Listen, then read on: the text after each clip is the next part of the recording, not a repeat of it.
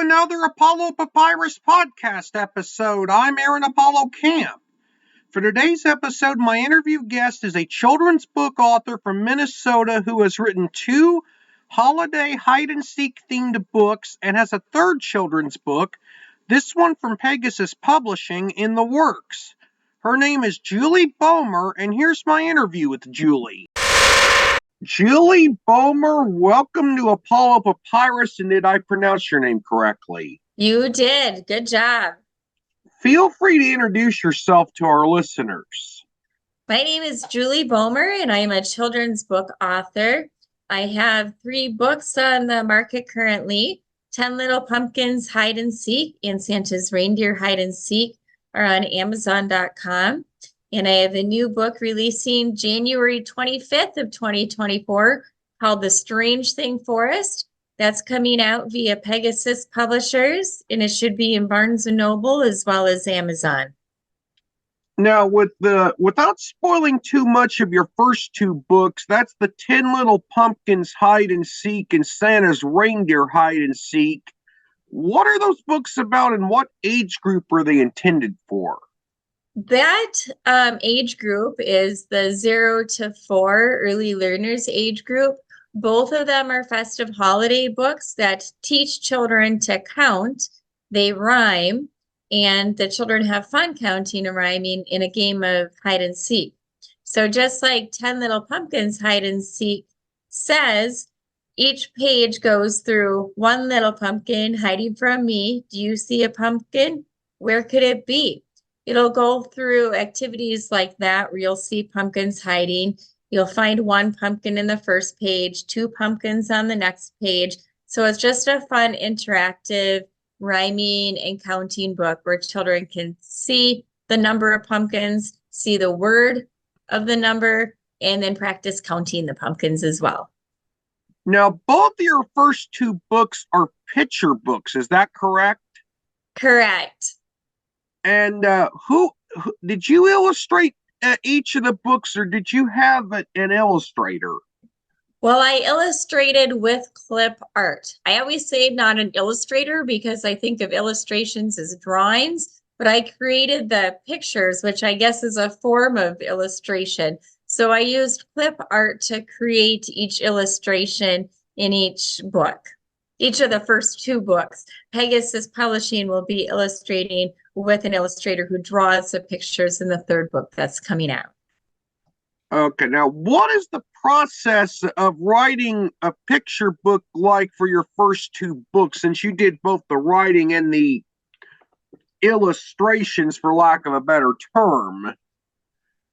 Well, for me, I'm by default an author. The words come to me fairly easily. I like to create verbal stories with my own children first, and then I type it up after the story is verbally created. So once I get the words in place for me, then I need to go back and figure out what pictures will work with my words and make sure the book flows, and then adjust accordingly, whether it be the words or the book, to make it flow together and come together as one. Now, how did your own children inspire you to become a children's book author? Well, we've been reading stories every night before bed for many years now. And after each story that we read, we turn the lights off for bedtime, at which time my kids will say, just one more story. And they'll ask me for another story. So I always say, okay, but this one is a listening story with your eyes closed. Well, I run out of every story I can possibly remember from childhood. And after years and years of reading books, I've run out of stories. So I just started creating my own. And when the 10 Little Pumpkins came about, it was around Halloween time. Of course, Santa's Reindeer Hide and Seek came about around Christmas time, or thinking about the holidays following Halloween. So that's really how those 2 books came about. Those 2 books, of course, like I said, are for early learners, early readers. The Strange Thing Forest was totally different. That came about out of one of my 2nd graders' homework assignments. He had brought home a writing assignment where he talked about a forest smelling like dead fish. As soon as I read it smelled like dead fish, I thought, that's strange. So that night at bedtime, when he asked me for a new story, I was racking my brain to create something impromptu, and I remember that homework assignment. So I told him, okay, the story is called The Strange Thing Forest.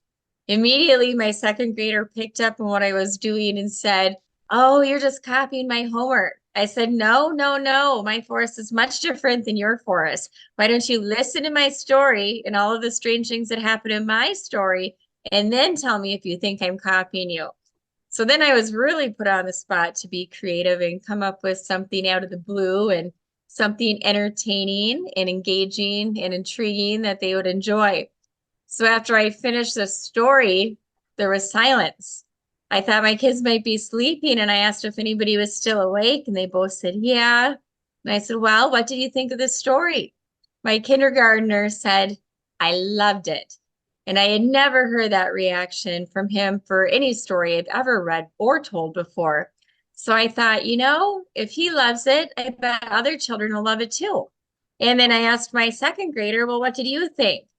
And he's pretty cool these days. So his responses usually are lame, boring, or good. And he said good, which is about the best response I could get out of him. So I thought, all right, 2 thumbs up. I'm going to see what happens with this story. And I typed it up, queried some agents and publishing companies, submitted my manuscript, and ended up signing a contract with Pegasus Publishers. And that book will be out January 25th now. Now, you mentioned your children's adventure book with Pegasus Publishing that's coming out on the 25th. Now, I don't know exactly when this episode will be uploaded, but it'll probably be the 25th or a couple days after. So your book will probably be out when this episode's uploaded. And you've already mentioned what your book will be about, and I understand it's intended for a little bit older age group. Yeah, so like 10 Little Pumpkins and Santa's Reindeer Hide and Seek, that's for early learners, really the, 2 to 4, even 0 to 6 age group, I would say, if you're looking for something festive around the holidays. The Strange Thing Forest, it's just a storybook where strange things happen, kid-friendly strange, of course, and that's intended for the 4 to 8-year-old age group, so a little bit older. This one doesn't rhyme. It's not counting. There's really nothing educational in it. It's pure fun, imagination, just really, really creative and fun things for kids to experience in their imagination.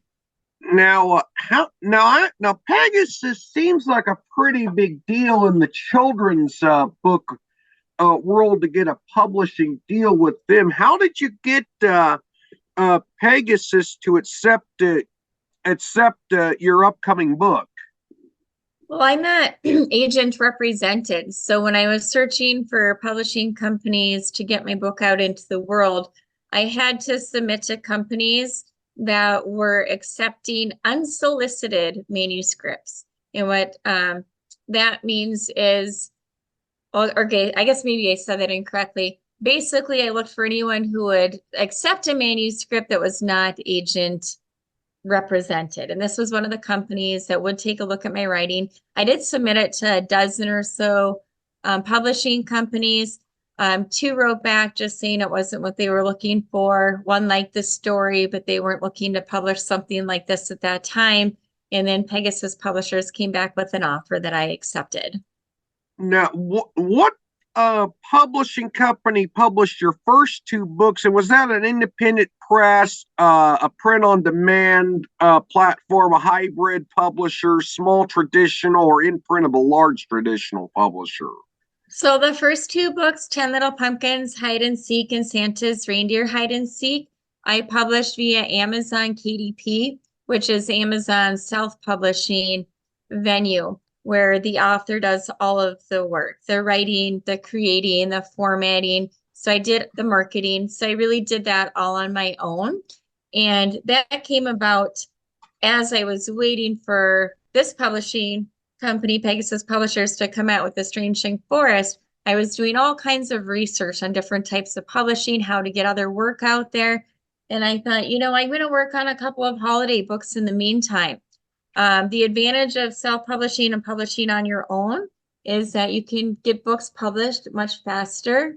However, it's much more in depth. All the work is done on your own. You have no support. You have nobody guiding you. You really need to educate yourself on the entire process.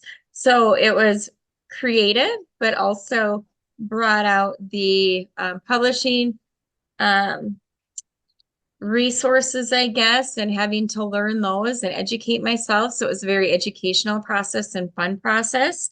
Pegasus Publishers, I had signed the contract with them in 2022, and the book is now coming out in 2024. So the publishing process going through a company can be quite lengthy, which absolutely it'll be worth it in the sense that they have distribution channels, contracts with other bookstores, Amazon, they're accessible in many venues. Whereas self-publishing, I'm doing everything on my own. If I want to get the book into bookstores, I need to go promote myself to bookstores, introduce myself, tell them about my book, ask them to carry my book. So it is a much more in-depth marketing and selling process from the self-publishing point of view. Now, as the market for children's books is children who are not old enough to make economic decisions like buying books on their own, what is your best advice for marketing children's books? Well, I don't know if I'm the best person to ask for advice, but what I do is go into the local schools. I talk to the teachers who I personally know, and I'll go into their classrooms and I'll read to the kids. And that way the kids are aware of the book. I like to donate books to the local school library so they can check it out and bring it home. That way the teachers are aware of it, the librarians are aware of it. Kids tell their parents about it. So really, I'm just getting it out there on social media as well to parents. I know other parents who have children the same age as mine or anywhere from that, 0 to 8 age group. I've worked a few expos like around the holidays where I'm talking to parents and grandparents about gift ideas, using Santa's Reindeer Hide and Seek, the book and puzzle is a great gift idea. So really it's just putting it out there for parents, teachers, grandparents, and children to know about. Just know that the book exists and that it's an option out there and it's a fun read for them if they want to check it out. My final question, what is your favorite part about living in Minnesota? The summers, absolutely. We have gorgeous weather in the summer, long days. The sun comes up at 6 a.m. It sets about 9:30 p.m. So just tons of daylight, the land of 10,000 lakes, being out in nature, hiking, just having a great time. I love the summer weather here in Minnesota. Julie, thank you for appearing on Apollo Papyrus. You were a wonderful guest. Oh, thank you. I appreciate it. It's been fun being a guest. It's vitally important for children to be able to read at a young age, and authors like Julie make that possible. This is Aaron Apollo Camp reminding you to write and read your passion. Bye for now.